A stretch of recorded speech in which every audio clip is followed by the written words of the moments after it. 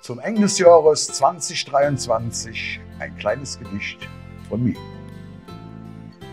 Zum Ende des Jahres mit Weihnachtszig und Schnee haben wir Sorge und Ängste und die tun uns weh. Krieg in der Ukraine und im Nahen Osten, die jeden Tag unnötig Menschenleben kosten. Es ist Unruhe, ob der ganze Äd, Code für 12 die Uhr schlägt.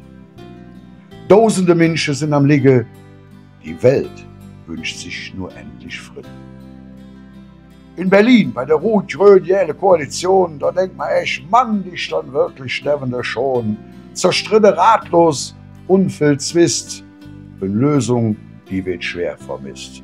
Minister schwade laut und vill, bei Illner, Lanz und Anne Will, so kommen nur nicht aus der Föß, und dat mit uns ist schwer nervös.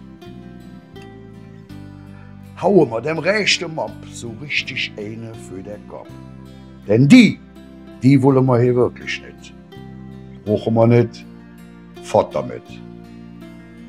Ne Wunsch tragen wir neue Jahren, dat Friede, Freud und Harmonie kehrt in. Maren Kätzahn singt dort so ein Lied, dat es im neuen Jahr ins besser wird. Denn Hoffnung haben wir nie verloren, egal wie schlecht die Ziege waren. Lasse uns von Angst niemals fange, denn der Kölsche sät, es hätt noch immer Jod gejange.